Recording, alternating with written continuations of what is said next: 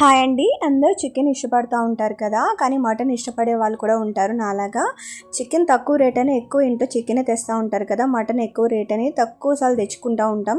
కానీ మటన్ వండుకునేలా వండుకుంటే చాలా టేస్ట్ అయితే ఉంటుంది అనమాట. ఈరోజు నేను మటన్ కర్రీ ఎలా చేయాలో చెప్తాను.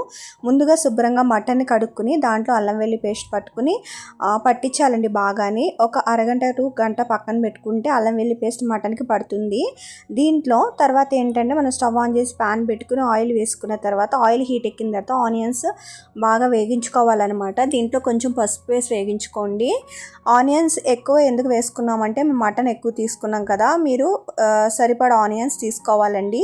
తర్వాత ఏంటంటే కారం వేసుకున్నాను.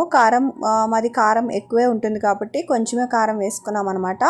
తర్వాత ఏంటంటే మటన్ పక్కన పెట్టుకున్నాం కదండి, ఆ మటన్ వేసేసుకోవాలి. మటన్ వేసుకున్న ఒక 20 నిమిషాలు మగ్గనివ్వాలన్నమాట, నీళ్ళు వేయకుండా. తర్వాత నీళ్ళు వేసుకుని విజిల్స్ రావాలండి. ఒక 6 to 7 విజిల్స్ వస్తే సరిపోతుంది, మటన్ బాగా ఉడుకుతుంది అనమాట.